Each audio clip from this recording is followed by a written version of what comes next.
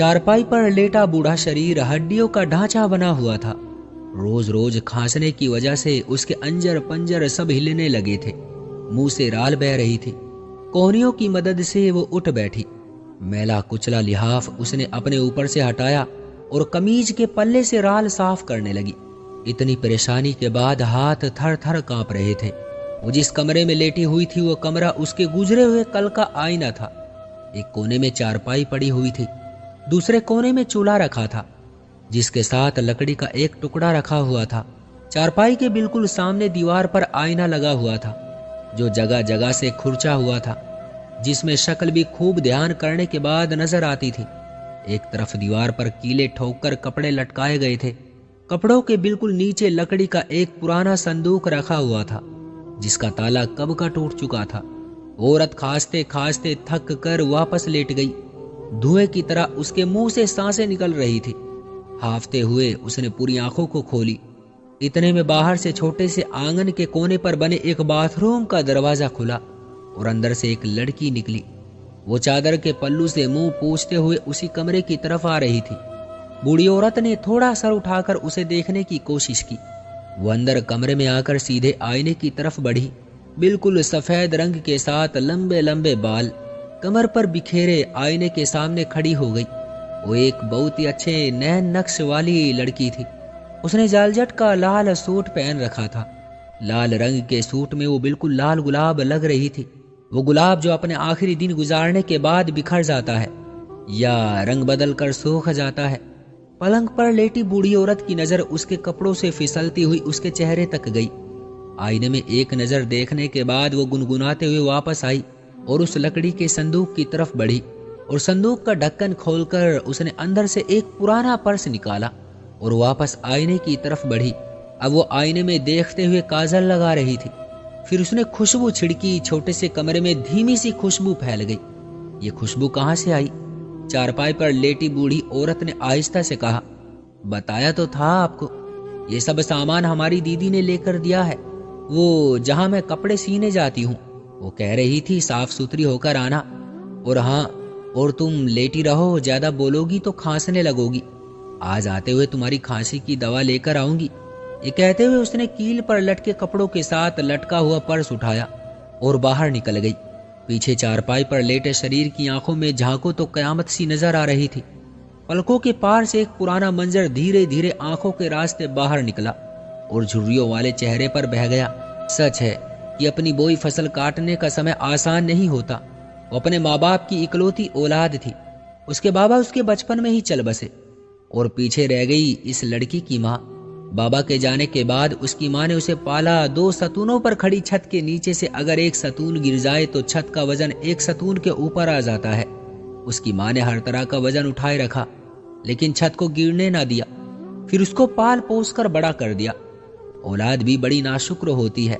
बाप के छाले वाले हाथ और माँ की लड़खड़ाती सांसें देखकर भी खुश नहीं होती। उसकी माँ का कमाई करने का सिर्फ एक जरिया अचार था। घर में हर वक्त अचार की सुगंध शरारती बच्चों की तरह हर कोने में घूमती रहती थी। बल्कि घर क्या, एक आंगन के साथ एक छोटा सा कमरा और एक बाथरूम था। उसका पूरा बचपना माँ की सेवा करते गुजरा। 5वीं पास करते ही वो भी अपनी माँ के कारोबार में शामिल हो गई। गाजर का अचार, हरी मिर्च का अचार छोटे से आंगन में बनाई गई क्यारियों की बदौलत था।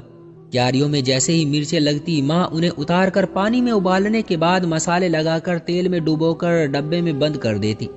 अचार जब पकने लगता तो माँ उसे डब्बों से निकालकर उन्हें शॉपर में डालकर एक आंटी को दे आती। वो माँ को अचार के पैसे दे देती। हर हफ्ते की तरह जब रात के 8 बज जाते वह हाथ धोते हुए बड़बड़ाती, इतनी मेहनत में मुझे क्या मिलता है? सिर्फ 2 वक्त की रोटी और मसालों की बू जो हर वक्त मुझसे चिपटी रहती है। इन दिनों जब माँ से मिलने घर में कोई भी आता तो उसकी तरफ देखकर एक दफा जरूर ये कहते, ये तुम्हारी लड़की तो बहुत प्यारी है।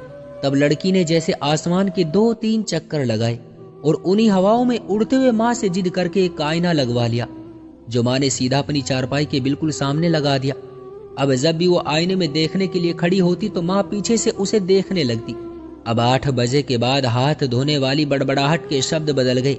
बस मैं तंग आ गई हूँ इन तरह तरह के मसालों से, छोटे से कमरे से, सिर्फ 2 वक्त की रोटी से। और फिर उसकी किस्मत बिखरने लगी। उसकी माँ बीमार हो गई वो चारपाई से लग गई और उन्हें टीबी हो चुकी थी। वह हर वक्त खांसती रहती थी। इन दिनों जब माँ के अंदर जान न रही तो फिर आंटी तक अचार पहुंचाने की जिम्मेदारी इस पर आ गई। अचार पककर डब्बों में बिल्कुल तैयार हो चुका था। वो शॉपर में डालकर बाहर निकली। उफ, बाहर की दुनिया भी कितनी अजीब है। वो चलते चलते झूम उठी। उसने कई मसालों के बाद दुनिया देखी थी। उसे पता ही नहीं था कि ये जितनी खूबसूरत है अंदर से उतनी ही बदसूरत भी है। खुली हवा में खुशी से चलते हुए वो भूल गई कि वो अपने स्वर्ग और घर को छोड़कर आई है और स्वर्ग से बेहतर भला कुछ और हो सकता है भला। खैर, ताजा ताजा खुमार तो नर्क का भी चढ़ता है। उसी खुमार में वो वापस घर आने के बजाय सड़क के दूसरी तरफ बनी दुकान की तरफ बढ़ गई। रंग बिरंगी चूड़ियां दूर से ही दिखाई दे रही थी। वो तेज रंगों के पीछे पागल हो जाने वाली लड़की थी। रंग भी ऐसे थे कि शाम को चढ़े और धूप में उतरे। खैर, चूड़ियां उसकी कमजोरी थी, बल्कि चूड़ियां क्या, झुमके, सुर्खी, खुशबू, सब कुछ उसकी कमजोरी थी। इंसान के अंदर अगर हल्का सा भी हिर्स पैदा हो जाए तो सांप बनकर उसे खा जाता है और डकार भी नहीं लेता। खैर, बने बनाए प्लान के मुताबिक दुकान के अंदर पहुंचकर उसे याद आया कि उसके पास तो पैसे ही नहीं। उसने मुस्कुराते हुए चूड़ियां उठाई और अगले दिन पैसे देने का वादा करके घर वापस आ गई। और अगले दिन का वादा करते करते वो एक हफ्ते में दुकान का आधा सामान घर में ला चुकी थी। अब 8 बजे के बाद होने वाली बड़बड़ाहट के शब्द बदल गए। माँ, तू कभी चाहती ही नहीं थी कि मैं खुश रहूं और कुछ अच्छा पहनूं।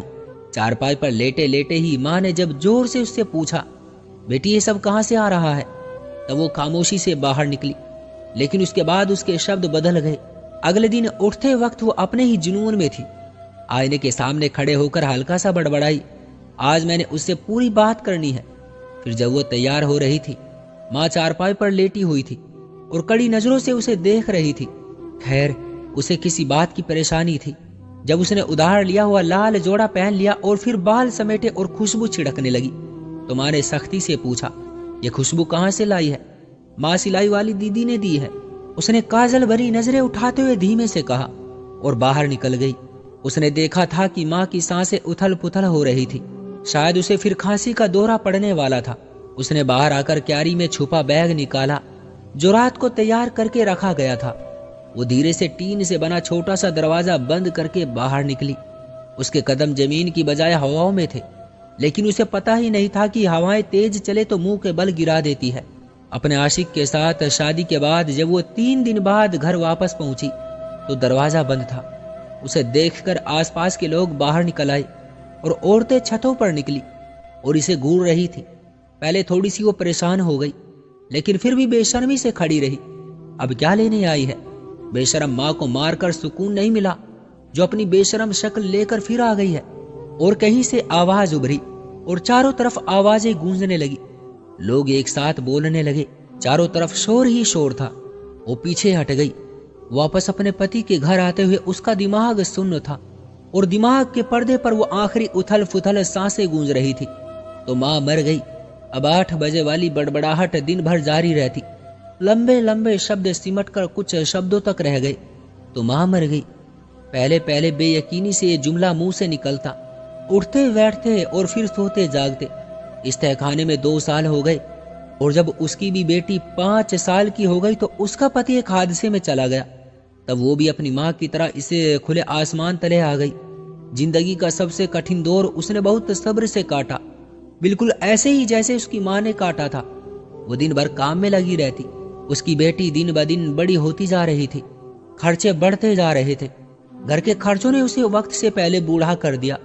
लेकिन रात को सोते वक्त जब वो बिस्तर पर लेटती तो कहीं से तेज तेज सांसों की आवाज उसे पूरी रात सोने न देती और वो थक हार कर भीगी आवाज में 4 शब्द बोलने लगती कि माँ मर गई है।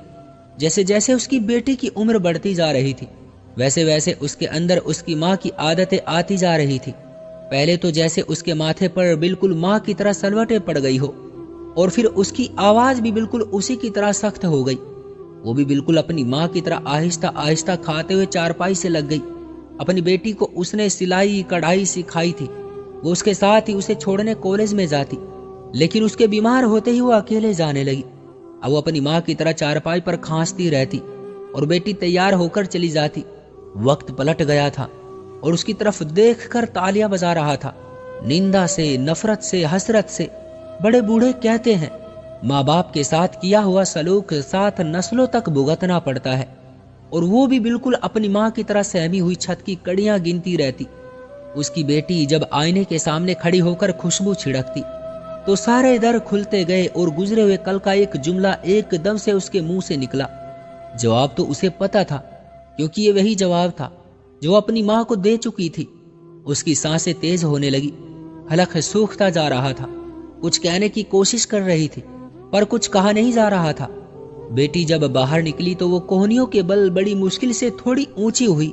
सामने आईने पर जब उसकी निगाह पड़ी तो वो खामोशी रह गई।